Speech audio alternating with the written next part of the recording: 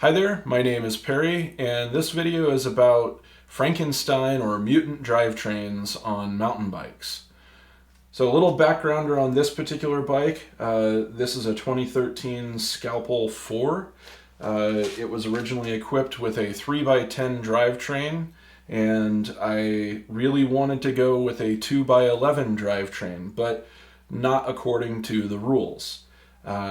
So I will go into a little bit of detail on what I did here and why I did it and how I did it and what rules I broke and how you can break the rules, but knowing the technical details of what you can and can't do and why the manufacturer is rated a certain way, that's what I'm hoping to cover in this video. So first, let's talk about what 3x and what 2x and 1x means.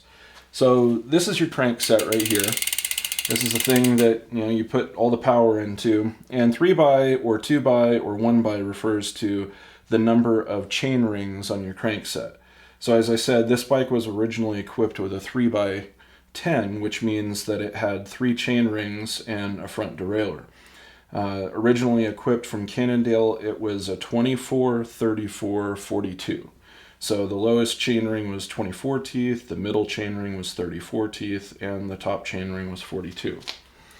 And by 10 means it has 10 cogs in the back on the cassette. So this thing with all of the sprockets on it, that is called the cassette, and that's a single unit that you can purchase from manufacturers. So as equipped right now, this is actually a 2x11, but it combines newer rear components with older front components. So on the front, I've got a Dior XT M8000, I think it's an 8020-2. It's a 2838, and this is from their what they call Dynasys 11 series, which is getting into more nomenclature, HyperGlide chain and stuff like that. So HyperGlide is Shimano's name for their specifically cassette and chain profile and shift ramp profile that goes back to the 80s. And this particular crank set is what they call Dynasys 11, and it's part of their 11-speed HyperGlide setup. And in the rear, what I have is a LinkGlide, which is their new generation cassette. And LinkGlide is a heavier cassette with different shift ramp profiles, but more importantly, it offers a relatively inexpensive 11 to 50 tooth setup. Now, I know I'm kind of talking a lot of jargon here, LinkGlide, HyperGlide, Dynasys 11, etc., so forth, but let's just sort of distill this down to the nuts and bolts. Basically, the things that you need to worry about with drivetrains are your chain, your derailleur, and your cassette.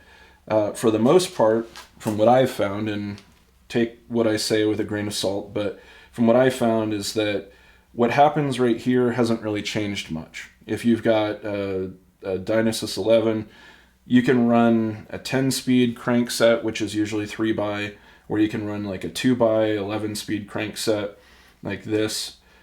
They really didn't change a whole lot. There is some difference to these, and you can get the actual chain rings aftermarket, but the crank set itself, just the arm and the spider right here, this is a 2x, 10 speeds, or generally 3x. They kind of interchange, or they do interchange, and shifting seems to work fine. What you'll find that's really majorly different is this is a 2x specific front derailleur, and it's designed for only 3 different crank sets or 3 different chainring combinations. And so the cage, or this loop part right here, is actually quite a bit shorter, and it doesn't have as much travel. And it's designed for the 11-speed chain, which the chain pitch is the same. It's 1 inch from one full length to one full length, but the width of the chain is slightly different, and the profile of the links is different. And now I mentioned something called shift ramps, and shift ramps are what actually make this thing change gears. So it's what picks up the chain as you're downshifting. And the shift ramps are what determine how smooth it shifts, how fast it shifts, and how many gears you can go up and down. I won't go into that too much, as this is really about creating a hybrid drivetrain. So, as I've said, this is a Dynasys 11 front crankset, which is 28-38, and I arrived at those particular ratios based on my own personal riding. When I bought this bike, it had the 24-34. I found that 34 topped out too easily. I wasn't really going the pace that I wanted, and I was spinning the cranks faster than I wanted. So I went with a 38 because I have another bike that's a 28-38. It was a 3x8, 28-38, 48, and I liked the 28-38, so that's what I went on this. Now, where things kind of got mixed up or changed around is this rear cassette right here, and I'll explain this, and we'll talk about the caveats, the pluses, the minuses, etc. Okay, let's talk about cassettes. So this is a LinkGlide CS LG 700-11.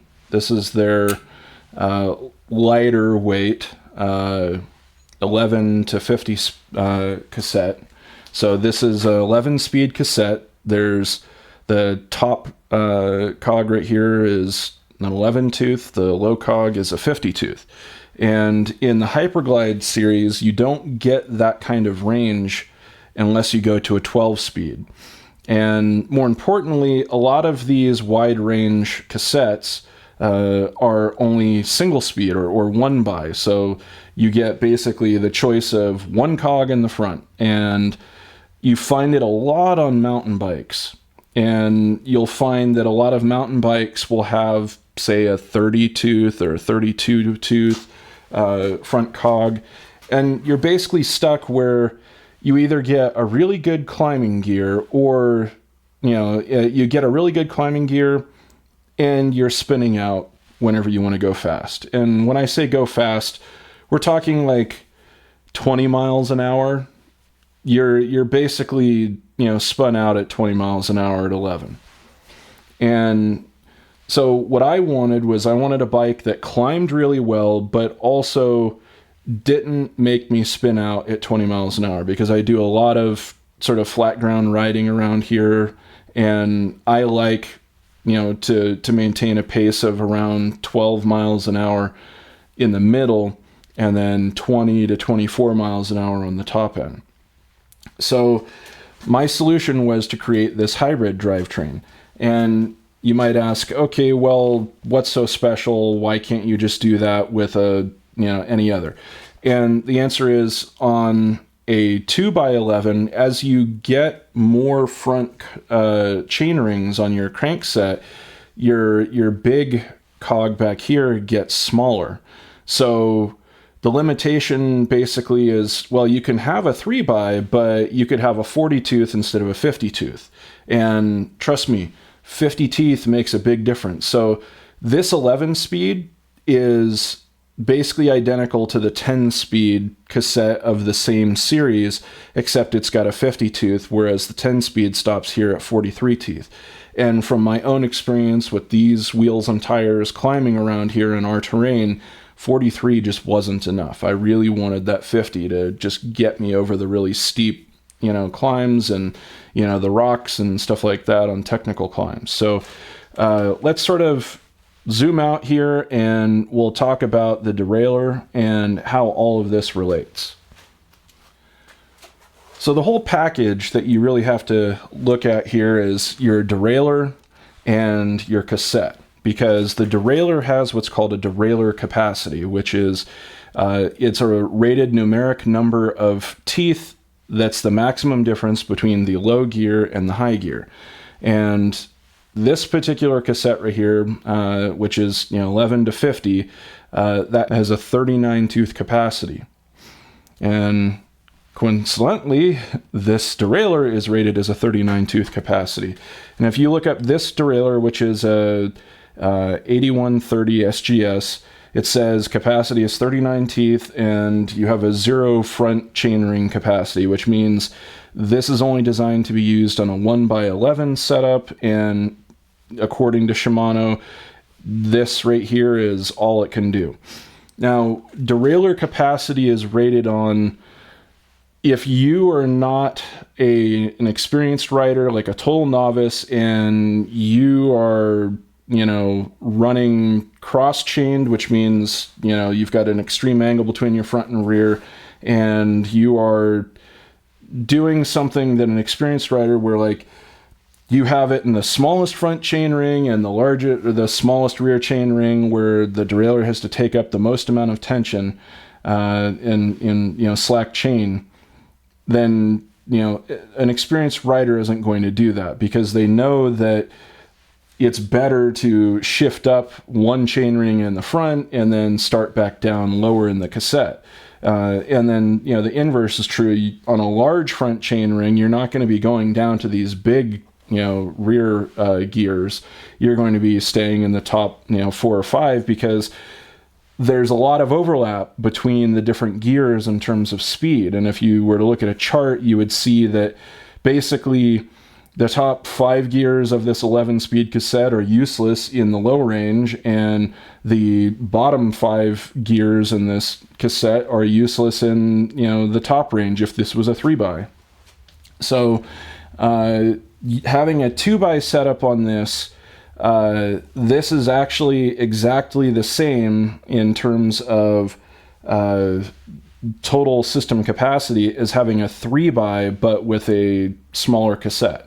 And so the advantage of this is that it's lighter than a 3x overall, and you've got less inputs to be able to access all of the ranges. Whereas a 3x, you're going to do a lot more shifting, and in a race bike or a, you know, cross-country bike, a lot of people replace that top chain ring because they never used it with just a bash guard. And so with this, you're making a more compact setup, and you're getting just the ratios that you need. So let's talk about what you're giving up. And I will say that this particular drivetrain, there is a compromise, but I have tuned it primarily for good shifting in the 38 tooth front chainring, because that is where I ride the bike most. So let's shift up and down through the gears, and you'll see this derailleur cage move back and forth, and basically I've got the chain at the shortest that makes sense. So let's go to the easiest gear. So this is low gear. You can see not quite 90, a little bit more. You could take one full link out of this if you wanted to, but then it gets pretty extreme. And as this suspension cycles, the chain lengthens, which means that this derailleur cage actually, you know, moves forward, because there's more distance that, you know, the chain has to take up, or the derailleur has to take up the slack that is in the suspension. And as the suspension cycles, this is going to stretch out more because it needs more of the chain. And so you have to be careful not to put too short of a chain in there, but you want it short enough that you can take up a reasonable amount of slack. So this is high range 38 tooth front chainring in low gear. So let me go into the low range, and you can see I'm basically about 90 right here. So I've gone from about right here to right here, and I still have a lot of tension on the chain there. And my chain, another important thing to consider is your chain needs to be able to clear your tire, which just barely clears the tire on here because this is a 2.3 and it's a downhill tire. But as you see, I've got good operation in my, you know, super low climbing gear. And this is the kind of gear where, you know, you're climbing like really, really steep grades and you're needing to, get over rocks and, real technical stuff, which is what we have around here. So let me shift up through the gears and you can see that this will start to wrap more and we'll get to a point where it really stops functioning. And that's where that whole caveat, that's where the derailleur capacity comes in, is there's a certain caveat to doing this kind of setup. So we're still good. We're still good. Okay. This right here is about, you can see there's that's just enough chain tension. And we're in, let's see, 1, 2, 3, 4, 5, 6. We're in 7th gear out of 11, which means we've got basically 4 more gears on above that we really can't use without the chain getting too slack. But I'll show you, it still does shift. So this is 8, and I think we hit max wrap on the derailleur, but yeah.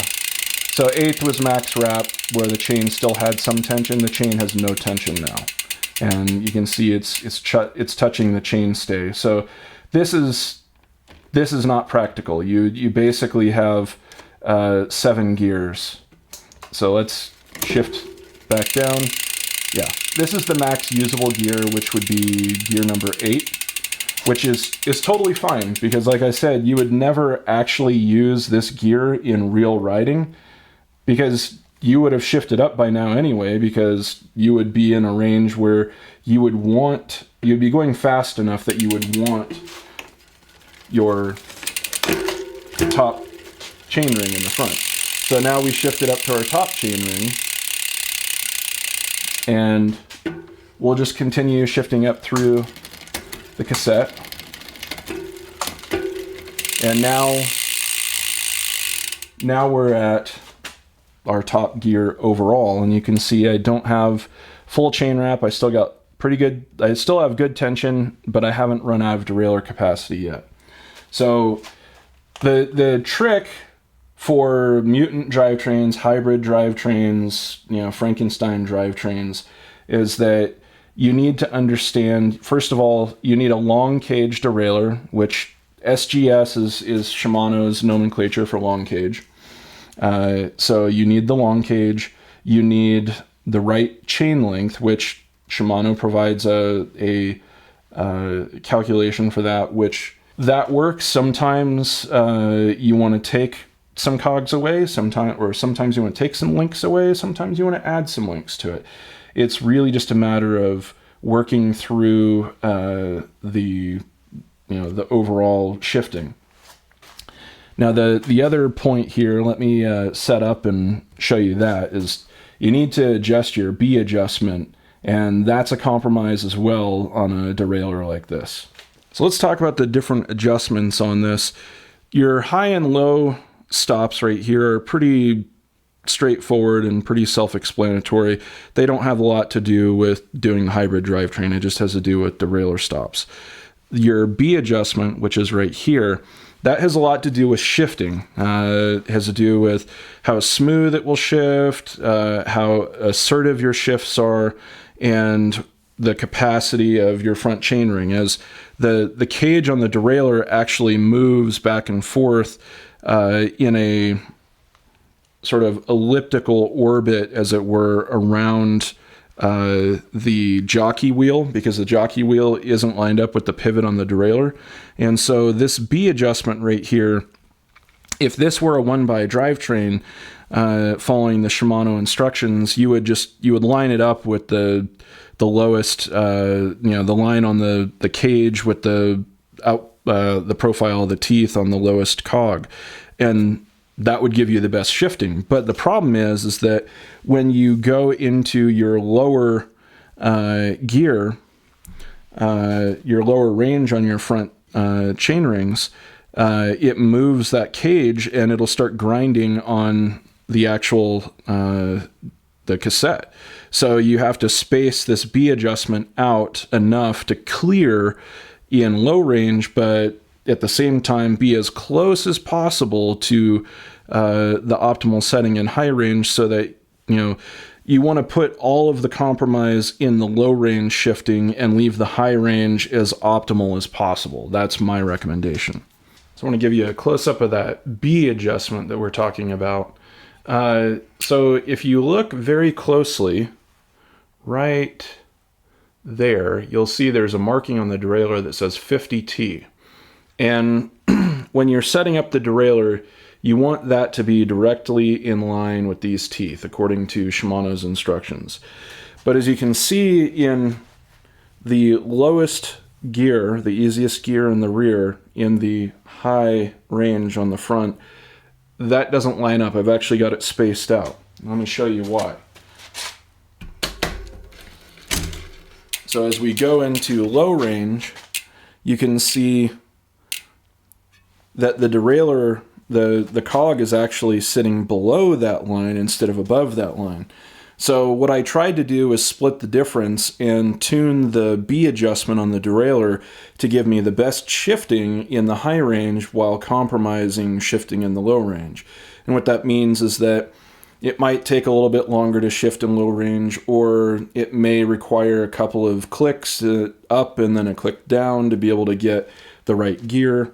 It's not going to shift the greatest, but these are all compromises. So let's talk about a few more sort of Frankenstein things. Now, you might say, well, with this particular derailleur, your problem is that you don't have enough derailleur capacity. And you are true to, or that argument is accurate to a degree.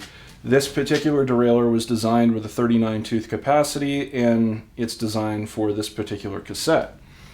Now, this derailleur is of the LinkGlide generation. It's the only XT derailleur they make for LinkGlide.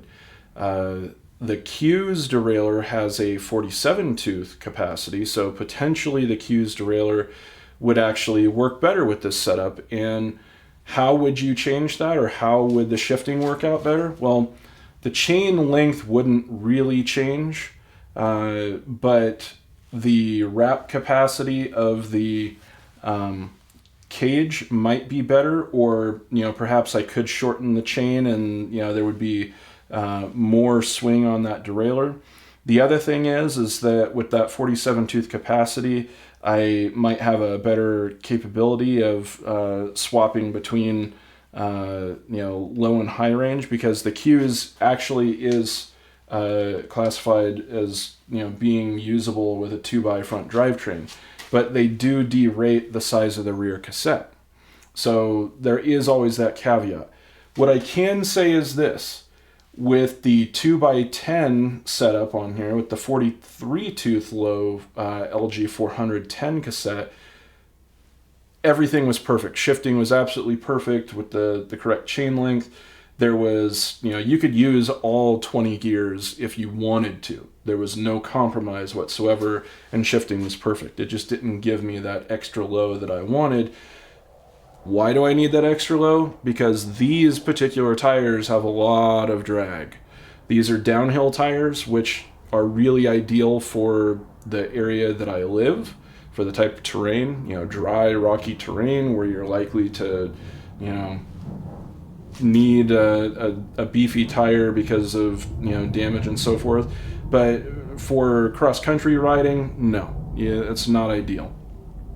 I've got another bike that has it's a 3x11 drivetrain using Dynasys 11 rear components, and actually a 3x10 crankset that came off of this. And that one uses an M8000 derailleur, which is the previous generation XT derailleur, and that one works perfectly. And to be honest, 42 teeth seems to be enough, but that also has cross-country tires, which have a much lower rolling resistance. And until you've ridden back-to-back, you don't really intuitively understand that rolling resistance argument. So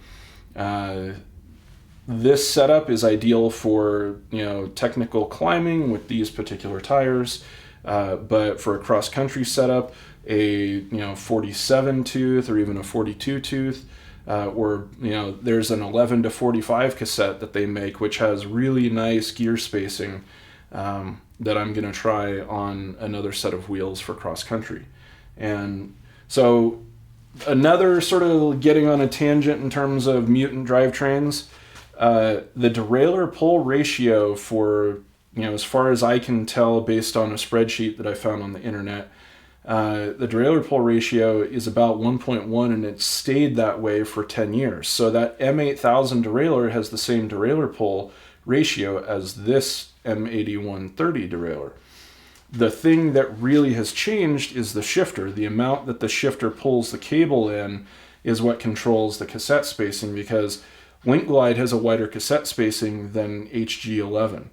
So on this particular setup, you can't just swap a HG11 cassette in there and make it work. It doesn't shift properly. So you could do a hybrid setup where you could run this derailleur and you could run an HG shifter and put an HG cassette in there. Or you could get that aforementioned M8000, which is a 47 tooth capacity derailleur, put it on here, and then run a LinkGlide shifter, and you would get a wide range capacity, and potentially that would work on here. I already have this working with LinkGlide, and I'm not really keen to swap out derailleurs off of, and see if that works, because this does work and it's already on here.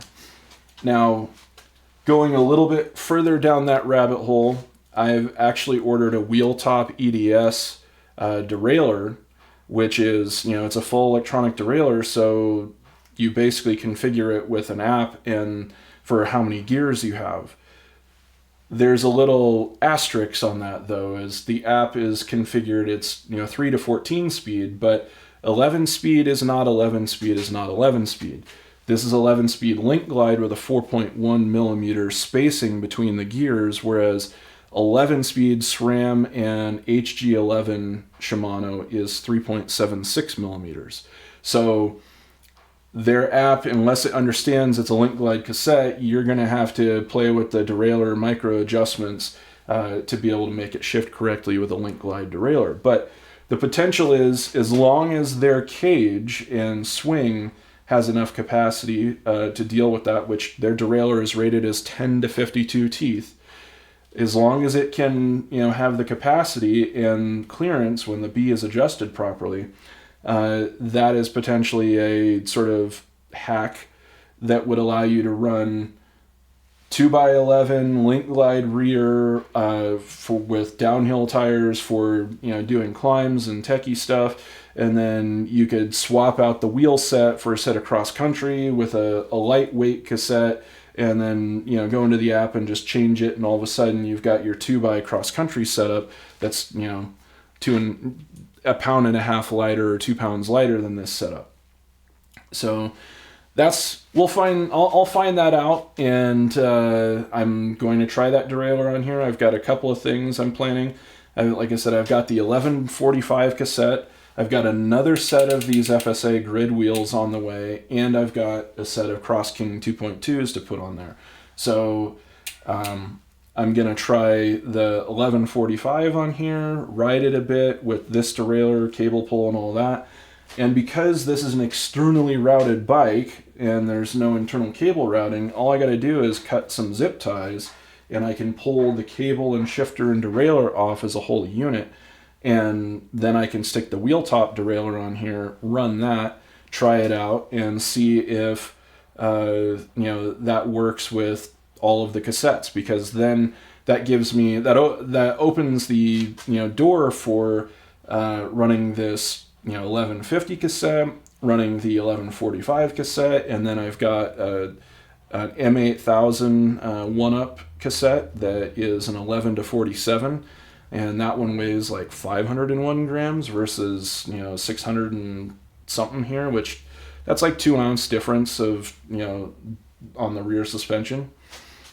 So my whole plan is, this is sort of my do-all bike. This is set up right now for our local trail system, and then I'm gonna have another setup that's for cross country races, and hopefully it'll make it a relatively easy changeover, as much as just literally dropping a set of wheels out and, you know, doing an app change in the derailleur, and boom.